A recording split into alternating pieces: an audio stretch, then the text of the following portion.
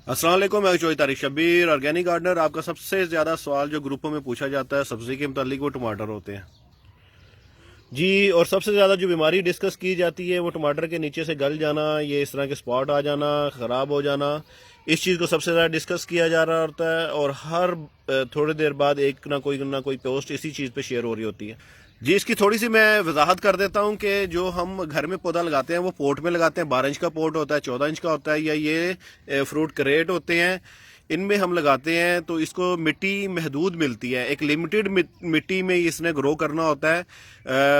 पानी भी ये जो है ना ज़्यादा देर तक इसमें सॉइल नम नहीं रह सकती।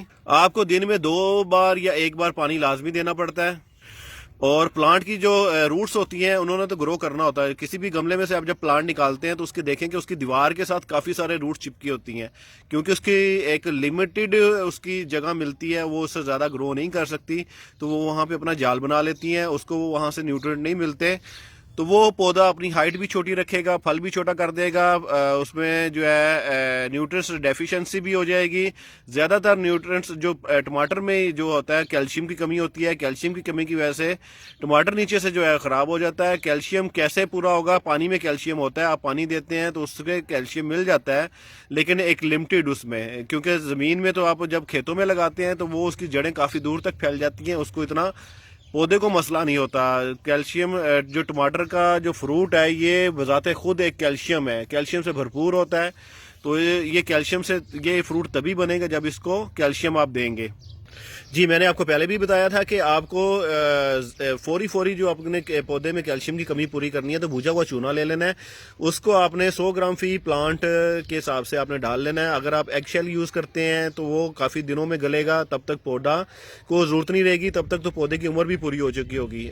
तो आपने क्या करना है कि चूने का भुजा हुआ चूना जो बाज़ार में से आप ढेलियों की शक्ल में मिलता है उसको 2-4 दिन आप पानी में गला लें, उसके बाद उसको यूज़ करें तो आपकी कैल्शियम की कमी पूरी हो जाएगी। बाकी न्यूट्रिएंट्स आपने दूसरी चीज़ें डालनी है जी। आपने हमेशा कोशिश करनी है कि जब आपने मिट्टी तैयार करनी है तो उसके अंदर हमेशा से गोबर खाद और पत्ते खाद ये आपने तकरीबन 40 से 50% सॉइल में ऐड कर लेना है।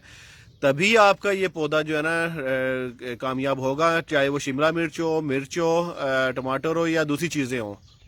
और दूसरी बार न्यूट्रिएंट्स की जरूरत तब पड़ेगी जब ये फ्रूट थोड़ा सा बड़ा हो रहा होगा, ग्रोथ में होगा, तो तब आपको इसको न्यूट्रिएंट्स दे सकते हैं ऊपर से।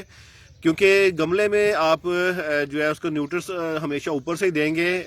बाकी इसमें जो ज़मीन है वो तो ज़मीन में से तो ले लेता है खुद पौधा जो है दूर तक जड़ें फैला के, जबकि गमले में उसके रिसोर्सेज लिमिटेड हो जाते हैं। तो ये न्यूट्रिएंट्स आपको वक्तन फ़वक्तन आपको देने की ज़रूरत पड़ती है। बनाना का छिलका है उसको ड्राई करके वो आप यूज़ कर सकते हैं, कंपोस्ट टी बना सकते हैं, या और काफ़ी ऑर्गेनिक मैटर आप यूज़ कर सकते हैं। तो जितनी आप ये मैटर यूज़ करेंगे आपका पौधा भी सेहतमंद रहेगा, फल भी सेहतमंद रहेगा और बड़ा भी रहेगा।